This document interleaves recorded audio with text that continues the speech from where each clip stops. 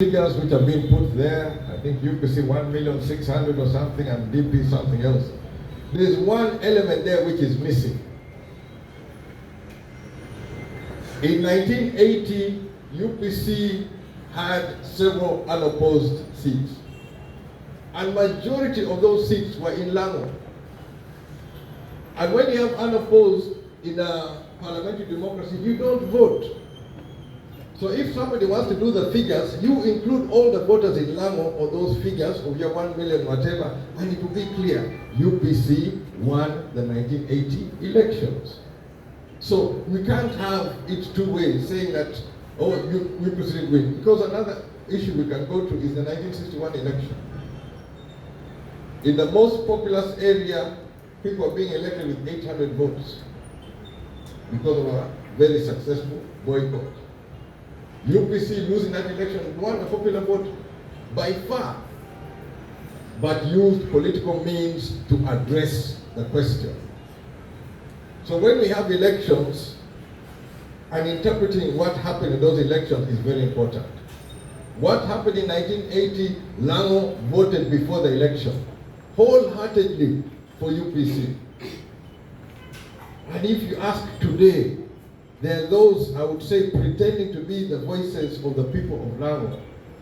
But honestly, I went into this election, one hand tied behind my back, my feet tied together. I had a boot on my neck. But despite having all of that one, I emerged with 12 MPs. Albeit all of them from Lamu. You should explain the whole issue of what happened in 1980, more people trying to interpret it. The most important thing to me when understanding an election, and those who say, for example, Semogerere won, what was Semogerere's agenda for Uganda? Those who have claimed elections 1980 and the like, what was their agenda for Uganda? The UPC agenda, I can present it clearly, back to front, top to bottom. What about these other people who say they won elections? The ones who want to speak for the people of Lamu, the ones who want to speak for the people of Uganda, what was their agenda? In this election, Jimmy Akena UPC came in with an idea that we can create an environment whereby we have to talk by default. But that meant securing enough votes to become a significant player. And when I made that issue, when I was reaching that point, I cannot reach there without an agenda. I must have a clear agenda. I cannot stand in front of the country and have nothing to say.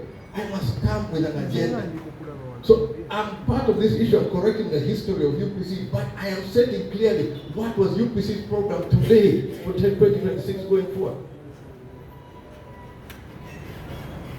The reason I have approached it this way is in our manifesto, and because I felt this idea was extra important, that it could benefit the people of Uganda in ways which can continue for a long time.